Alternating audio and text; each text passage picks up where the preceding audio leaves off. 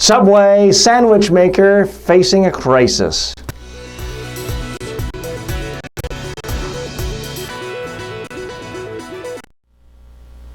For 15 years, Jared has been the spokesperson for Subway. He's the guy who lost more than 200 pounds eating nothing but Subway sandwiches. And you saw him everywhere in TV commercials, in news stories about Subway. Well, now he has pled guilty to being a child abuser, a child molester. 14 different children he sexually abused, and has agreed to pay $100,000 in restitution to each child. Here's what Subway said earlier this week. We have no further relationship with Jared, and we will make no further comment. How do we rate that as a form of crisis communications? I think it's pretty poor. Now, no fair-minded individual really thinks that Subway is somehow to blame or encouraging child molestation. That's not what this issue is about. But it is embarrassing, it is unseemly when your main spokesperson, your main face in front of, at this point, tens of millions of dollars of TV commercials, is a known and admitted child molester. It is a bit sad, and it is frankly pathetic. It does show the need for all corporations to do a more serious vetting if they're going to have spokespersons. Now, I have no idea what this individual was like 15 years ago. This may have been a recent turn of events. I'll let others judge that. But it does call into question the judgment of Subway to give such prominence to somebody with, such a troubled, dark side. Now, forgetting all that for a moment, how did Subway actually react? I give them very poor marks by just issuing a brief, bland statement of no further relationship, no comment.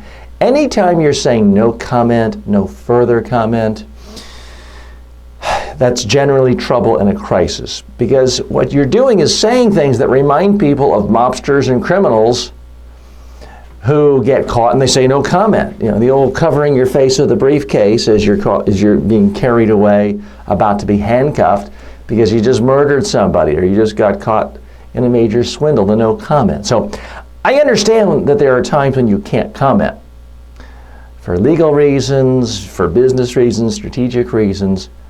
But I happen to believe it never, and I mean never, makes sense to say no comment or to put out in a press statement no comment.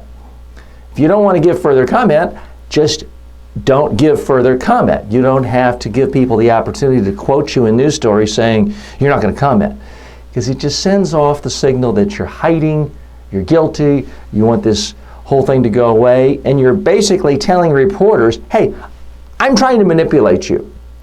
I'm trying to tell you that even if you want to do a story, I'm not going to cooperate. How is that helpful? I do think they've missed a huge opportunity, rather than saying no comment, to have expressed some concern, some well-being for the children and families involved of those who were molested.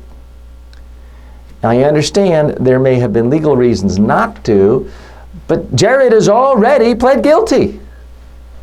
So you can't get accused of libeling somebody or slandering somebody if you are expressing condolences to somebody they've already publicly admitted they've harmed. So if the reason they didn't express that concern is out of legal reasons, I think that was misplaced. Subway would have been far better off to say something like, we've severed all ties with Jared. We send our utmost good wishes and sympathies to all the families involved. And the salary that we would have given Jared next year, we're donating to some sort of child abuse foundation that helps children who've been abused. That's how Subway could have come out ahead. The problem now is this is bad news, and it's forcing a lot of people in the media to scrutinize everything about Subway, and it's the context for stories about how these are tough times for Subway. Their numbers are down. Starbucks is beating them. They're not as popular as they used to be. They're not as fresh and as wholesome as Chipotle. All these negative stories are coming out, with this being the hook. That's why it's so crucial for Subway to get a better handle of this. I give them very poor marks. And also, putting this out in a tweet, in a brief statement, it just reeks of cowardice. I mean, this isn't a contractor that was hired for a month 6 months ago.